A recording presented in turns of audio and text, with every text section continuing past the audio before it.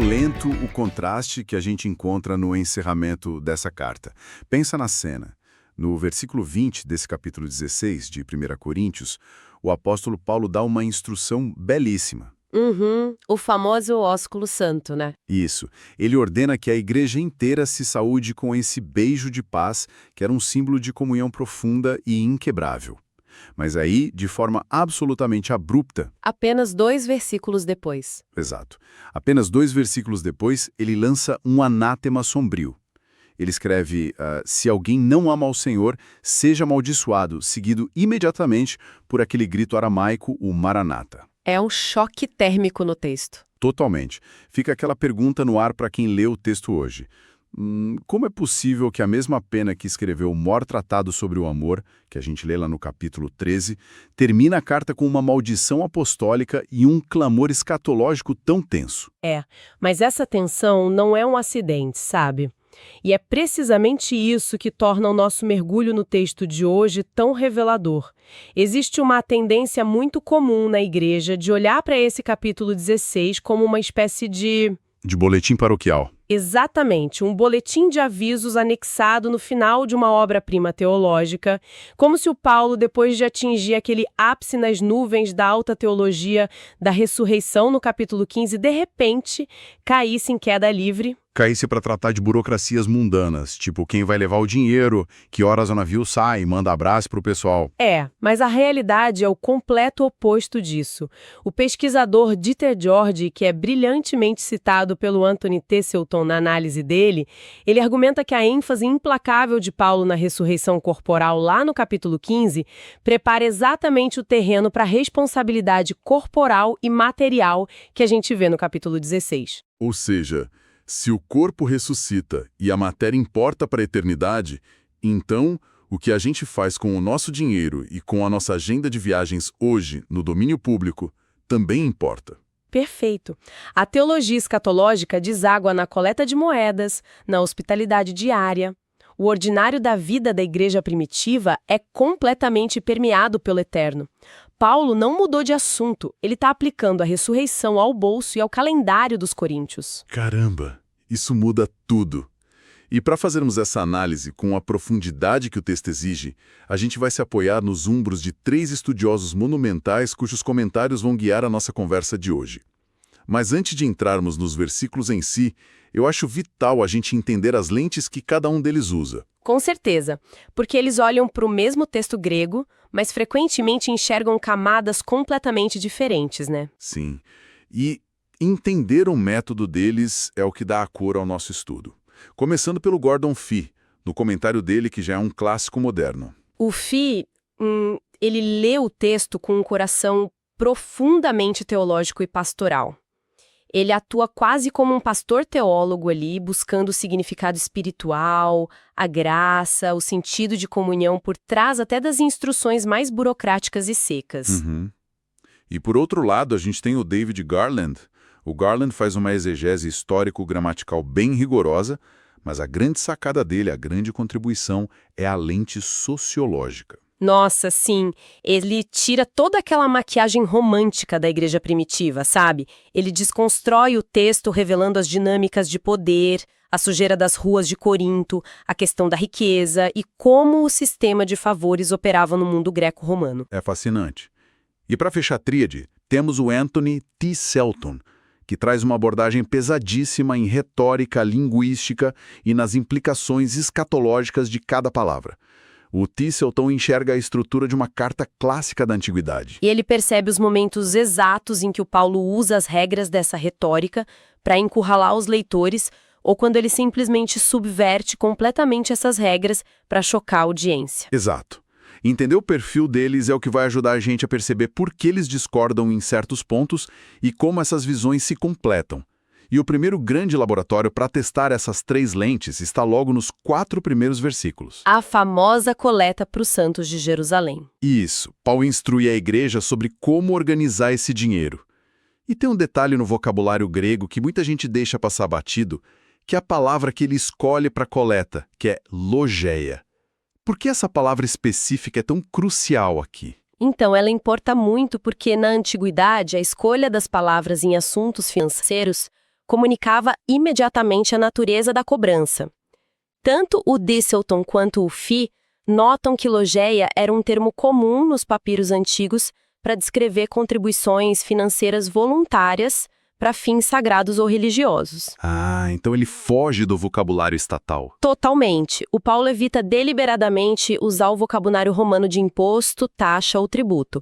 Ele não quer de jeito nenhum que a igreja veja esse envio de dinheiro a Jerusalém como uma taxação institucional imposta por um apóstolo autoritário. Tem que ser lido puramente como um ato de comunhão e solidariedade. Mas a grande controvérsia, e aqui que os nossos estudiosos divergem lindamente, é sobre como esse dinheiro deveria ser arrecadado. O texto diz que, no primeiro dia da semana, cada um deveria separar o dinheiro em casa, guardando-o. O termo grego é pareuto. Isso, e o Fee, com aquela lente teológica dele, foca muito no primeiro dia da semana. Para ele, essa é uma das menções mais antigas e claras ao domingo como o dia da ressurreição e o momento central do ajuntamento cristão. Ele vê a coleta imbuída de um profundo sentido de adoração comunitária. Uma visão bem litúrgica. Mas é aqui que o Garland entra com os dois pés na porta, trazendo o peso sociológico para essa expressão em casa. O Garland argumenta, com base em muita pesquisa histórica, que a instrução de Paulo para guardar o dinheiro privadamente é uma desconstrução social explosiva. Explica melhor como isso funcionava na prática. Pensa no mundo romano da época. Se a coleta fosse feita de forma pública durante o culto, passando uma salva de ofertas como a gente faz hoje em muitas congregações, o que ia acontecer? Os patronos ricos, os membros da elite de Corinto, fariam questão de doar grandes quantias de dinheiro publicamente. Claro, para ganhar honra social, né? Era assim que a sociedade funcionava, eles compravam status. Exatamente. E ao fazerem isso, ali na frente de todo mundo, eles humilhariam os artesãos, os escravos e os trabalhadores braçais que só podiam dar algumas moedinhas de cobre. Ou seja, ao mandar que a contribuição seja separada em casa, de forma privada e proporcionar a prosperidade de cada um, o Paulo neutraliza o elitismo. Ninguém sabe quanto o outro está dando. Logo, ninguém pode usar a oferta para se exibir ou dominar a igreja. É uma quebra violenta do sistema de classes dentro da comunidade. Algo que o Paulo já vinha criticando desde o capítulo 11, quando eles humilhavam os pobres na ceia do Senhor. É fascinante ver a teologia sendo aplicada à economia desse jeito. E mais do que isso, o Garland traz um dado histórico de Flávio Joséfo que ilumina o cuidado quase paranoico do Paulo com esse dinheiro. Aquele caso das fraudes em Roma. Esse mesmo. Houve um escândalo financeiro gigantesco em Roma pouco tempo antes, onde convertidos romanos foram enganados por vigaristas que arrecadavam fundos, supostamente para o templo em Jerusalém, mas desviavam tudo. Isso gerou uma crise diplomática tão grave que o imperador Tibério expulsou os judeus de Roma. Nossa, então o Paulo sabia que o mundo gentílico via essas coletas com muita, mas muita suspeita. Com certeza. É por isso que ele exige, no versículo 3, que a própria igreja escolha representantes aprovados para levar o dinheiro munidos de cartas de recomendação. O Paulo se recusa a tocar nesse dinheiro sozinho. O que nos leva a um ponto muito curioso do texto. O texto mostra que o próprio Paulo nem sequer tinha certeza se faria essa viagem com eles a Jerusalém. Ele diz, se for conveniente, que eu também vá, eles irão comigo. E dessa questão puramente logística, o capítulo avança para o itinerário de viagens do Paulo a partir do versículo 5. Sim, ele fala da intenção de passar pela Macedônia e talvez passar o inverno em Corinto. E aí ele usa um verbo grego bem específico, propempen, que nas nossas Bíblias geralmente é traduzido como encaminhar ou ajudar na viagem. Esse verbo é crucial para entender a dinâmica aqui. O Fiel e o Thistleton gastam um bom tempo explicando que propempen não é apenas dar um abraço no porto e desejar boa viagem, sabe? Na igreja primitiva isso era quase um termo técnico para um suporte logístico pesado. Significava bancar a viagem, basicamente. Exato. Significava suprir os viajantes com comida suficiente para semanas, dinheiro para as passagens, roupas adequadas para o inverno e muitas vezes providenciar uma escolta física de irmãos da igreja para garantir uma travessia segura por estradas que eram muito perigosas. Mas espera aí. Se a gente voltar algumas páginas, no capítulo 9 dessa mesma carta, o Paulo foi categórico ao recusar qualquer sustento financeiro de Corinto. Ele preferiu fazer tendas até a exaustão, a aceitar o dinheiro deles, justamente para não ser acusado de mercenarismo e não criar obstáculos ao evangelho. Uhum. Ele abriu mão do direito dele. Sim. Então, não soa um pouco contraditório ele agora, no final da carta, pedir que eles o encaminhem, arcando com os custos altíssimos dessa viagem? Parece, né? Mas essa é a beleza da nuance pastoral que o FI capta tão bem. Não é contradição, é uma bandeira branca. O relacionamento de Paulo com a igreja de Corinto estava profundamente fraturado. Ao pedir o propempem, Paulo está dizendo: Eu recusei o dinheiro no passado porque vocês queriam me comprar. exatamente isso. Vocês queriam me ter como um cliente no sistema de patronato. Mas agora, eu estou oferecendo a vocês a oportunidade de participarem voluntariamente do meu ministério. Ele está permitindo que eles demonstrem amor e reconciliação através da hospitalidade. É um gesto de vulnerabilidade de um líder que quer restaurar a comunhão. Muito profundo. Só que essa paz estava longe de ser garantida, e a prova viva disso é o que acontece logo em seguida, quando Paulo anuncia o envio de Timóteo. No versículo 10, ele faz uma advertência muito específica. Ele diz: se Timóteo for, vejam que esteja sem temor entre vós. E aqui a gente precisa tocar numa questão importantíssima. Historicamente, criou-se um mito nos púlpitos de que o Timóteo era um jovem frágil, psicologicamente tímido. Sim, aquele garoto com medo do próprio reflexo, que precisava ser tratado com luvas de pelica pela igreja. Mas esse mito é completamente destruído pelo Garland no comentário dele. Citando a pesquisa de um acadêmico chamado Hudson, o Garland prova que o problema do medo mencionado no texto não tem absolutamente nada a ver com a personalidade do Timóteo. O problema era a igreja. O problema estava na toxicidade da igreja de Corinto. A gente precisa lembrar que Corinto era uma sociedade arrogante, competitiva, cheia de intelectuais de fachada e frequentemente ameaçadora com quem não entrava no jogo deles. Como o FI pontua de forma brilhante, o verdadeiro perigo para o jovem Timóteo era um fenômeno psicológico muito real ali, que é a transferência de hostilidade. Explica como isso funcionava. Haviam facções inteiras em Corinto que odiavam as repreensões duras que o Paulo estava fazendo nessa carta. Eles queriam o pescoço do Paulo, mas como Paulo não estava presente fisicamente, o grande medo era que essa congregação elitista descontasse todo o seu desprezo e a sua agressividade no jovem mensageiro que o representava, no caso, o Timóteo. É isso. Então a ordem de Paulo não é um pedido de pena por um menino assustado. É uma repreensão apostólica preventiva. Ele está dizendo: eu sei muito bem como vocês operam. Ele faz a obra do Senhor assim como eu. Ninguém ouse desprezá-lo. O Paulo está, na prática, colocando o próprio escudo apostólico na frente do Timóteo para protegê-lo dos lobos dentro da própria igreja. O que mostra o nível de tensão no ar, né? E agora, no final da carta, o Paulo revela que rogou muito para que o Apolo fosse visitá-los, mas que não foi a vontade dele ir agora. O primeiro ponto de consenso absoluto entre os nossos 3 estudiosos aqui é que Paulo e Apolo não eram rivais de forma alguma. O próprio fato de o Paulo insistir para que o Apolo fosse a Corinto prova que ele não viu Apolo como uma ameaça à sua própria autoridade. Mas a recusa de Apolo levanta uma questão gramatical muito interessante. A vontade de quem? Porque a tradução literal do grego diz: não foi de todo a vontade de ir agora. Fica ambíguo. Vontade de Deus ou vontade do próprio Apolo. E aqui a leitura do FI e do Dieselton é muito persuasiva.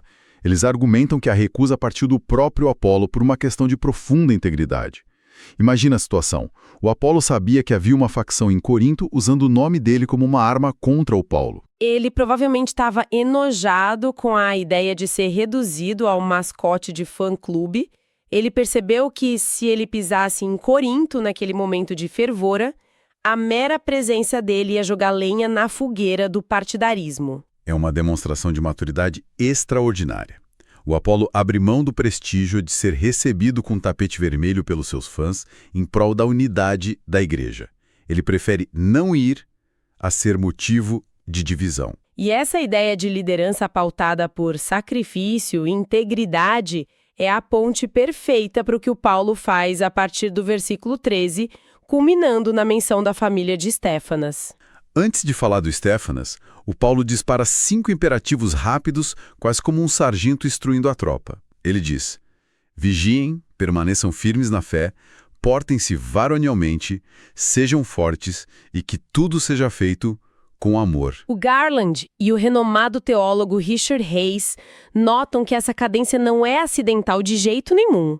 Essa linguagem ecoa fortemente a versão grega do Antigo Testamento, a Septuaginta, especificamente o Salmo 31. Onde a coragem é enraizada no amor a Deus e posta em oposição frontal à arrogância.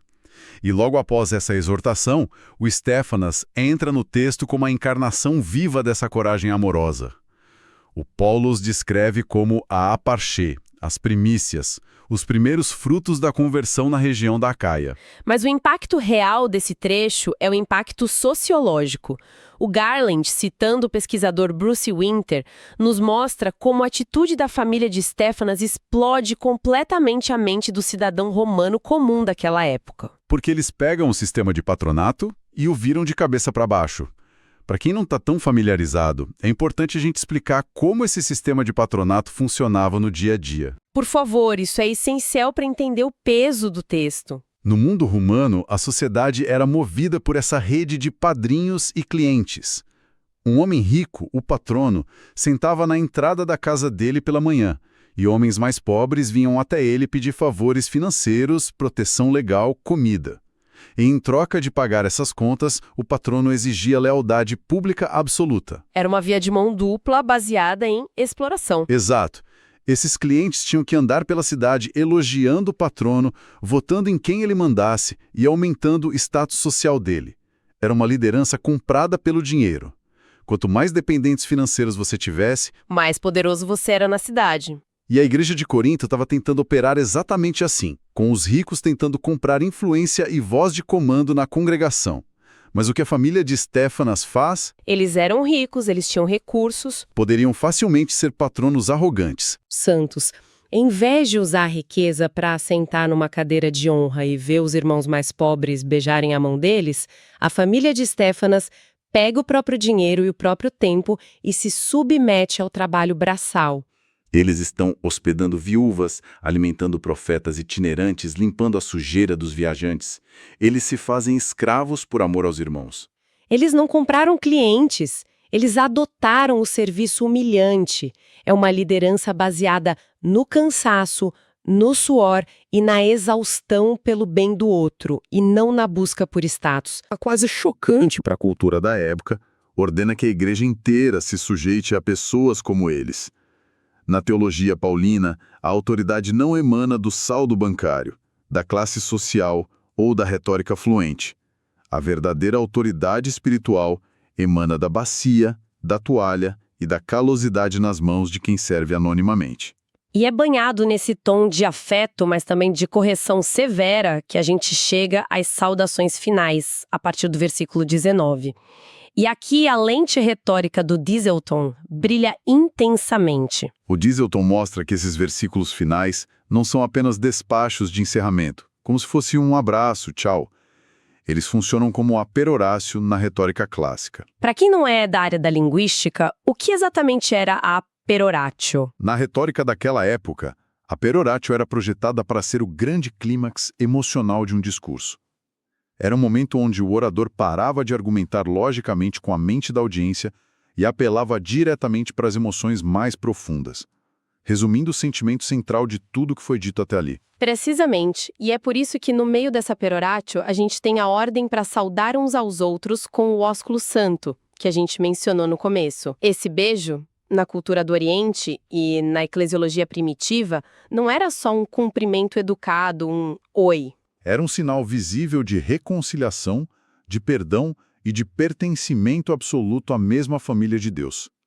Ao darem esse beijo, eles estavam, na prática, quebrando as paredes invisíveis que dividiam os escravos dos livres, os judeus dos gentios e os ricos dos pobres dentro daquela igreja que era tão problemática. Mas então, depois de clamar por esse abraço comunitário maravilhoso, a gente chega àquele ponto que abriu o nosso estudo de hoje. O Paulo assina a carta de próprio punho para dar peso legal e apostólico e escreve: Se alguém não ama o Senhor, seja o amaldiçoado, seguido da oração Maranata. Essa justaposição entre a ordem para o beijo de paz e a maldição para quem não ama Cristo é aterrorizante. Como os nossos 3 comentaristas lidam com esse choque final? O Fih olha para o termo Maranata, que pode ser traduzido do aramaico como Vem Nosso Senhor ou Nosso Senhor Veio, e ele vê um eco litúrgico profundo aí. Ele conecta com a Didaquê, né? Isso. Ele cruza com o documento da Didaquê, que é um dos manuais de instrução mais antigos da igreja primitiva, onde o Maranata era gritado pela congregação durante a celebração da ceia do Senhor. Então, para o Fih, o Paulo está trazendo a igreja mentalmente de volta para a mesa da comunhão, onde o amor a Cristo é evidenciado no amor ao irmão. Uma visão belíssima. Mas o Desselton vai para um caminho bem mais confrontador.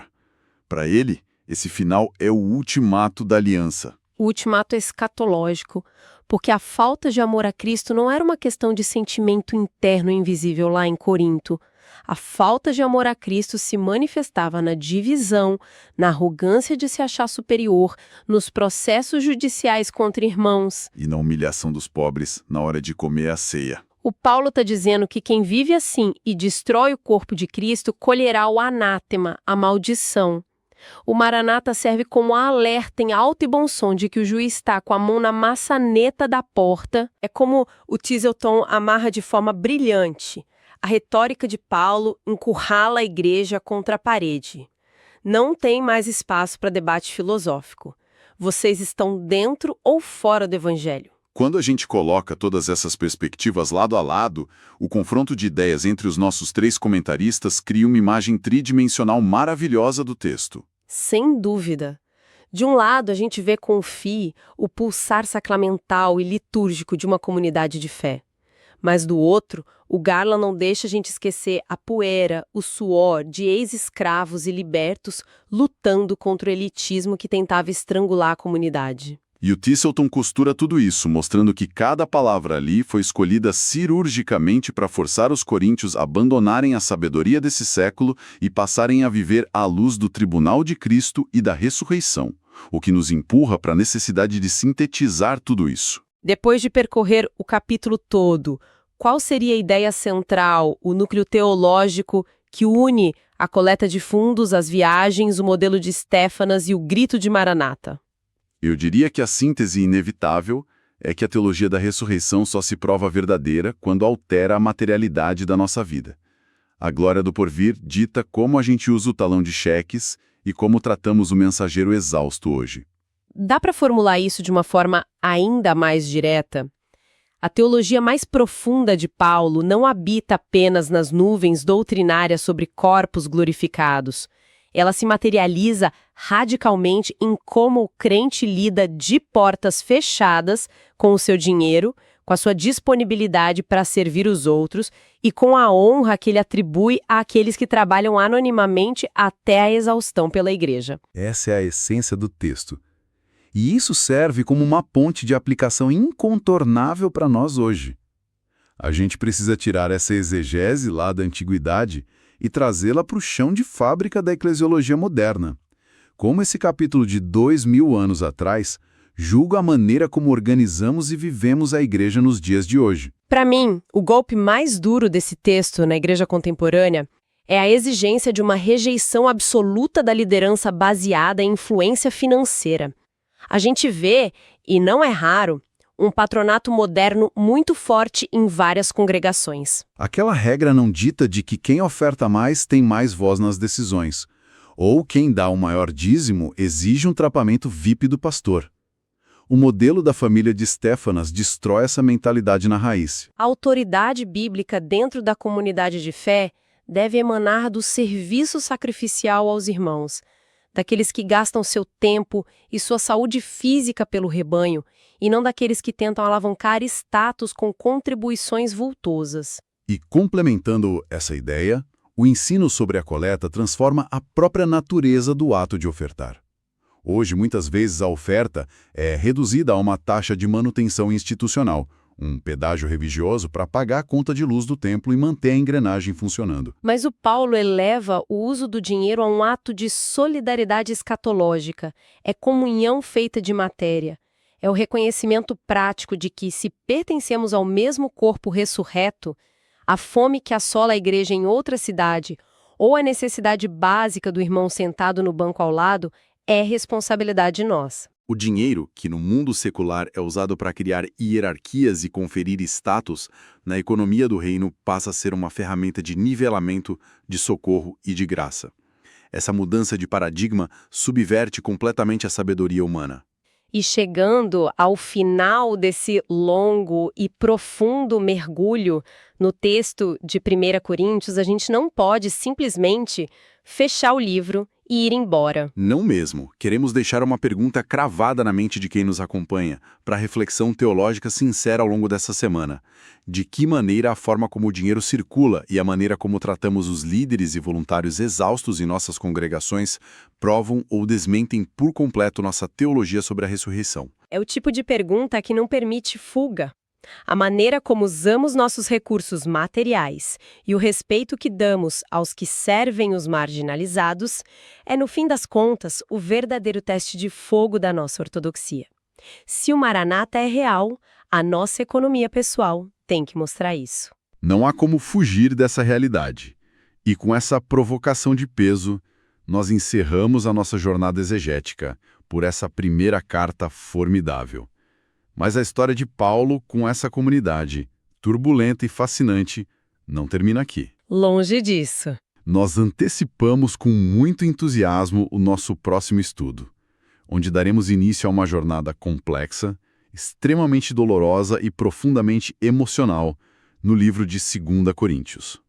É nessa próxima carta que a relação do apóstolo com esta mesma igreja entra em sua crise mais aguda, exigindo ainda mais lágrimas, mais vulnerabilidade e uma teologia da fraqueza forjada no fogo do sofrimento. Vai ser um estudo intenso. Até o nosso próximo encontro, que o texto bíblico continue a nos confrontar, a quebrar os nossos elitismos e a nos transformar. Maranata.